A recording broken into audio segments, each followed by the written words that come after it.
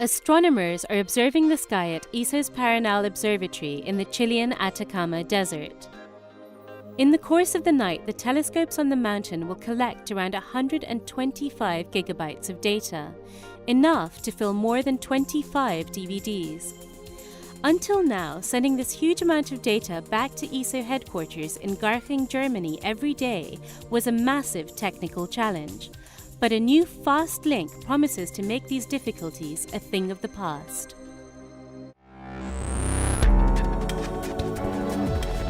This is the ESOcast, cutting-edge science and life behind the scenes of ESO, the European Southern Observatory, exploring the ultimate frontier with our host, Dr. J, aka Dr. Joe Liske.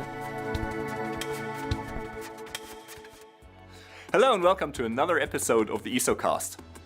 Today we're going to visit the barren landscape of the Chilean Atacama Desert.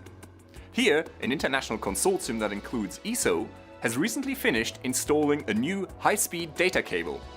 This is part of a project to improve the communications link between the Paranal Observatory and ESO headquarters in Germany.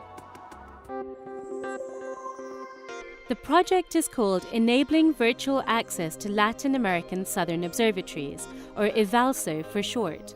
It is part funded by the European Commission's FP7 program. ESO headquarters in Garching a few weeks before EVALSO's completion.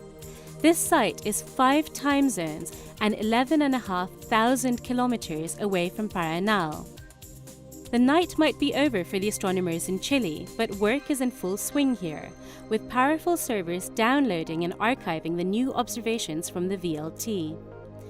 Because of limited bandwidth in the microwave connection between Paranal and the internet data backbone, it isn't always possible to get observations through straight away. Most of the time, VLT data arrives within a few minutes, but sometimes it takes hours. Delays of this magnitude aren't really a problem, but the operation of the recently commissioned VISTA, the Visible and Infrared Survey Telescope for Astronomy, poses much bigger challenges as it produces about 4 times as much data as the VLT every night. In the past, the connection between the observatory and the outside world consisted of a microwave link, which was somewhat limited. Even after an upgrade in the spring, it was only able to transfer data at about the same rate as your broadband internet connection at home. Now remember, this had to serve a whole astronomical facility, with several world-class telescopes, as well as the usual internet and email traffic of the more than 100 staff that work there. So, this meant that bandwidth had to be rationed. In particular, the data from VISTA could not be sent through this link. Since the data rate from VISTA far exceeded the capability of the microwave link, the observations from this telescope had to be saved on hard disk first and then physically shipped back to Europe.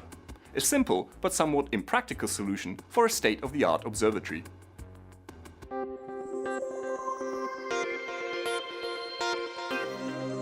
At the heart of EVALSO is 100 kilometers of newly laid data cable connecting the Chilean city of Antofagasta and 2 observatories, Paranal and Cerro Armazones. Armazones and its nearby peak currently host the observatory of the Ruhr University of Bochum, and if all goes to plan, the European Extremely Large Telescope, EELT, will be built on this mountaintop in the coming decade. In practical use, EVALSO is more than 100 times quicker than the old microwave link, and it can be upgraded to be faster still. With EVALSO, a whole DVD movie can be sent from Paranal to ESO headquarters in a matter of seconds. On the microwave link, that would have taken more than an hour. And this means that EVALSO doesn't just make ESO's work faster and easier, it opens up the possibility of new ways of working for the staff and users of the observatories. And it all comes down to this. At the core of this cable is a bundle of plastic optical fibers. Now each of these is only about twice as thick as a human hair, and the whole thing is surrounded by padding and a tough skin.